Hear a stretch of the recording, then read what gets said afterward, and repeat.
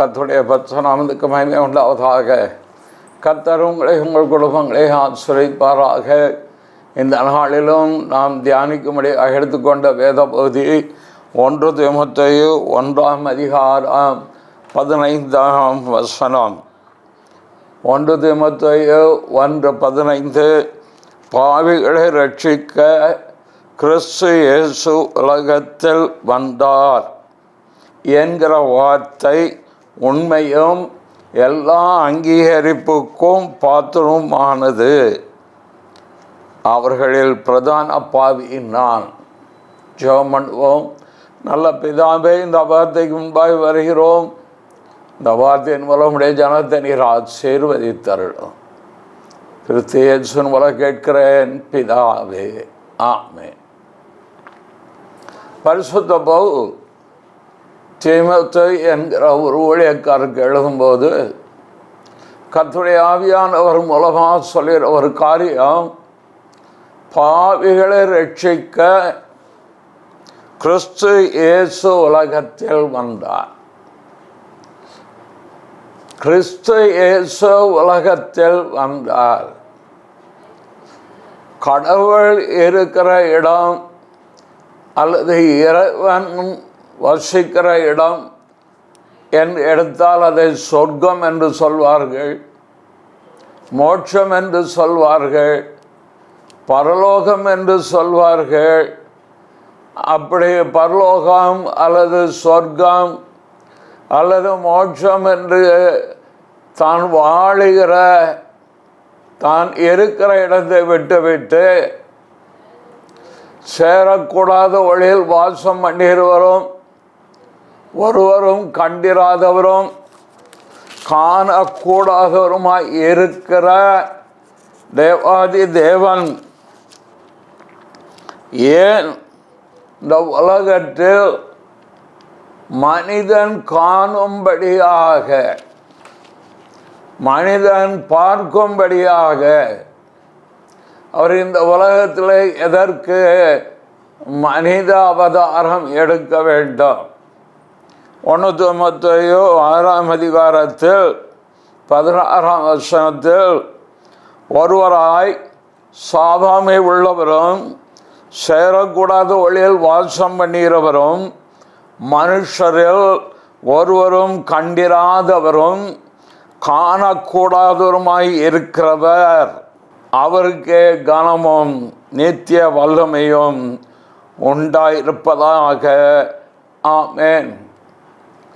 ஏன் அப்படிப்பட்ட தெய்வம் இந்த உலகத்தில் மனிதன் காணும்படியாக ஏன் அவதாரம் எடுக்க வேண்டும்? தெய்வம் தெய்வமாக வெளிப்பட்டால் சேரக்கூடாத ஒளியில் வாசம் பண்ணுகிறவர்.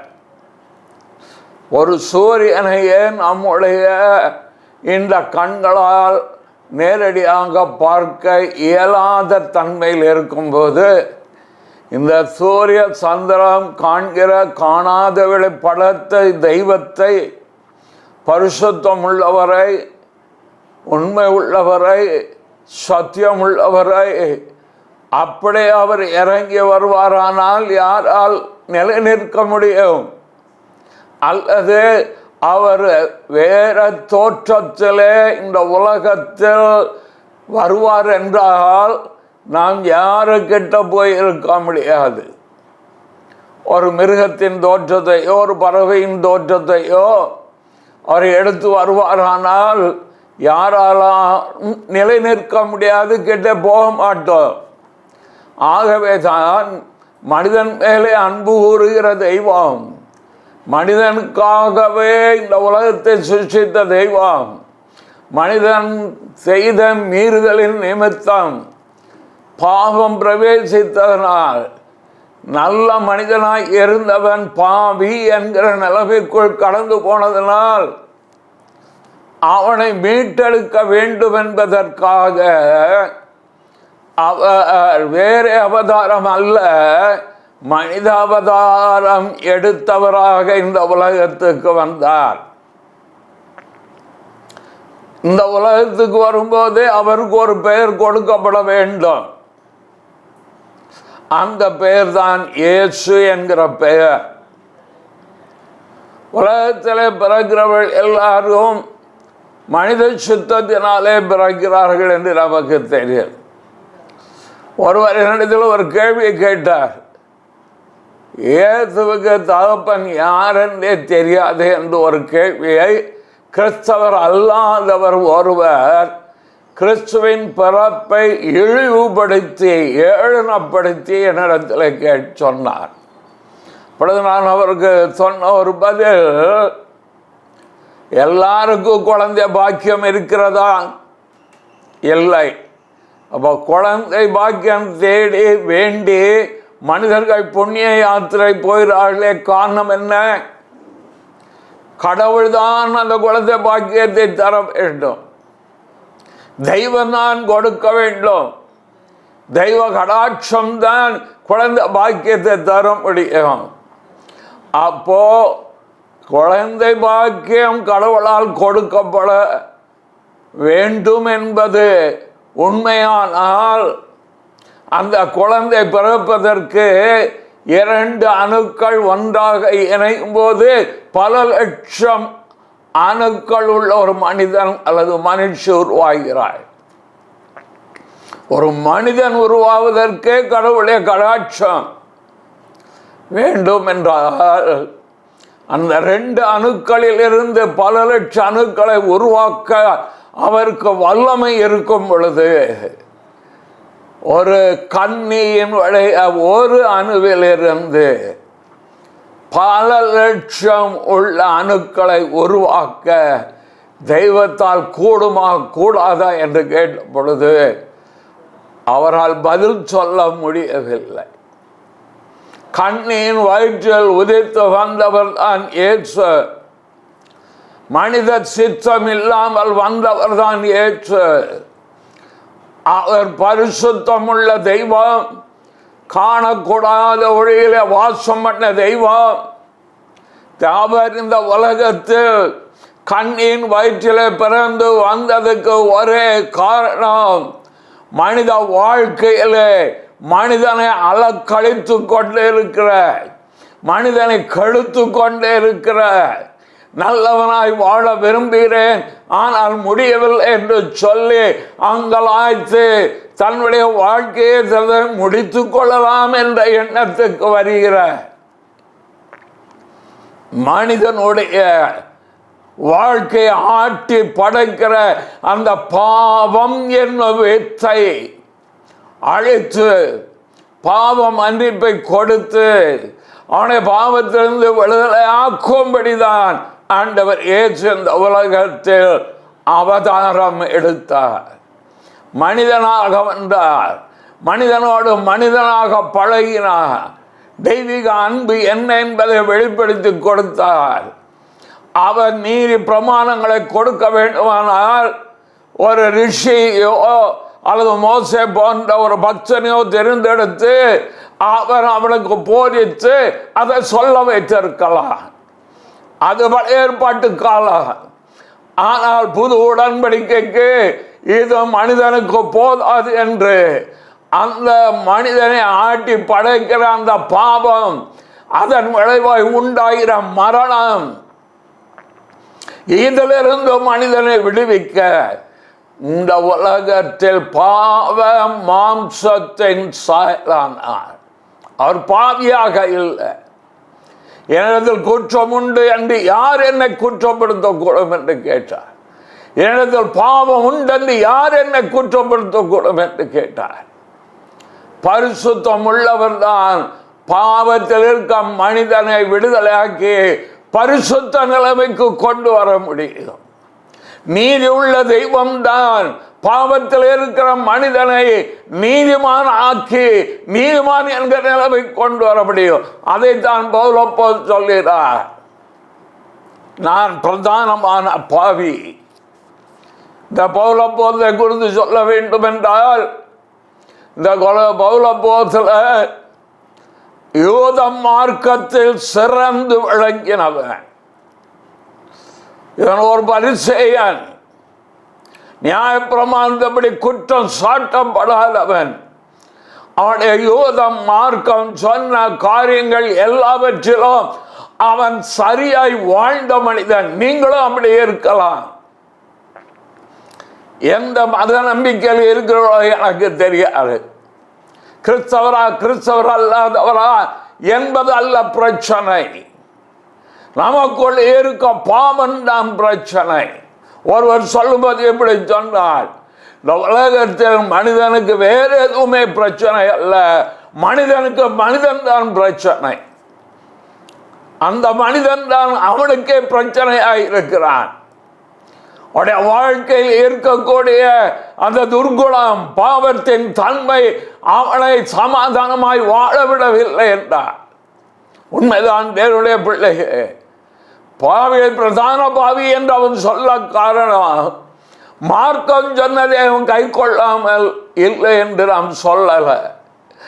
ஆனால் இதை செய்தோம், எவனுக்குள்ளே ஒன்று தெரிந்தது, நான் நல்லவன் அல்ல, நான் நல்லது செய்ய பிரயாசப்படுகிறேனே தவிர உண்மையில் நான் நல்லவன் அல்ல. ஆகவே வேதம் எதை சுட்டி காண்பிக்கிறது? நீங்கள் நல்லவரா நல்லவர் இல்லையா என்றல்ல, மீறுதலை நடப்பித்ததின் நிமித்தம் பாவம் எல்லாரையும் மூடி போட்டது என்றுதான் வேதம் சிட்டவும் தெளிவாக சொல்கிறது. எல்லாரும் பாவம் செய்து தேவ மகிமையற்றவர்களாய் போறோம். ரோமருக்கு எழுதப்பட்ட நிருபத்தில் மிக அழகாக பவுல் அப்போஸ்தலன் அந்த மனித வாழ்க்கையின் தத்துவத்தை எடுத்து சொல்லுகிறார். ரோமர் 3:23, எல்லாரும் பாவம் செய்து தேவ மகிமையற்றவளாகி. உங்க மனசாட்சியை உங்களை குற்றப்படுத்துதில்லை, ஆனால் தானே நீங்கள் செய்த சடங்குகளை மறுபடி செய்கிறீர்கள், புண்ணிய யாத்திரை போகிறீர்கள். உங்கள் மதங்கள் அல்லது மார்க்க சொன்னதை நிறைவேற்ற ஏன் பிரயாசப்படுகிறீர்கள்? காரணம் உங்களுக்கே தெரியும் நான் செய்வது சரியில்லை என்று. அப்படியானால் இதிலிருந்து என்னை விடுவிக்கக்கூடிய வல்லமை எது என்று கேட்பீர்களானால் அது இயேசு கிறிஸ்துவின் இரத்தம் மாத்திரமே. உங்களுக்காக எனக்காக கன்னி மரியாளின் வயிற்றில் பிறந்த கர்த்தராய் இயேசு கிறிஸ்து சிலுவையில் மரித்து அடக்கம் பண்ணப்பட்டு 3ஆம் நாள் உயிர்த்தெழுந்து இன்றைக்கும் உயிரோடு கூட இருக்கிற கர்த்தராய் இயேசு கிறிஸ்துவை பற்றும் விசுவாசத்தால் பாவ மன்னிப்பாகிய மீட்பு உங்களுக்கு இலவசமாக கிடைக்கிறது. இலவசமாய் வாசிக்கிறேன். ரோமர் 3:24, இலவசமாய் அவருடைய கிருபையினாலே கிறிஸ்து இயேசுவுள்ள மீட்பை கொண்டு நீதிமான்களாக்கப்படுகிறார்கள். இலவசம். ஆண்டவர் இயேசு கிறிஸ்துவின் இரத்தம் சகல பாவம் நீக்கி சுத்திகரிக்கவே அவர் மேல் வைக்கிற விசுவாசத்தினாலே நீங்க பாவ மன்னிப்பையோ பாவத்திலிருந்து விடுதலை பெற முடியும். நீதிமான்கள் என்கிற நிலைமைக்கு தேவன் உங்களை கொண்டு வந்து வைக்கிறார். ஒரு உலகத்துக்கு வந்தது உங்களை மீட்டெடுக்க, உங்களை ரட்சிக்க, உங்களை விடுதலையாக்க, உங்களை குணமாக்க, உங்களை ஆசீர்வதிக்க, உங்களுக்கு சமாதானம் தர, ஒரு சந்தோஷம் தர, நித்திய ஜீவனின் நம்பிக்கை கொடுப்பதற்காக இயேசு கிறிஸ்துவின் மேல் வைக்கிற நம்பிக்கை நம்முடைய மரணத்தின் மேலும் நமக்கு நம்பிக்கையை கொண்டு வரும்.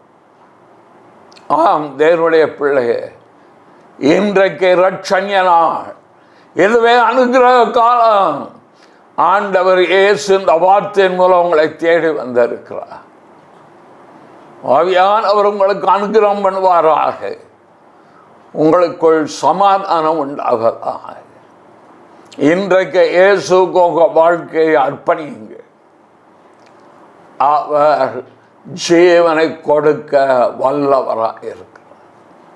உலகத்திலும் ஜீவன், நித்தியத்திலும் ஜீவன்.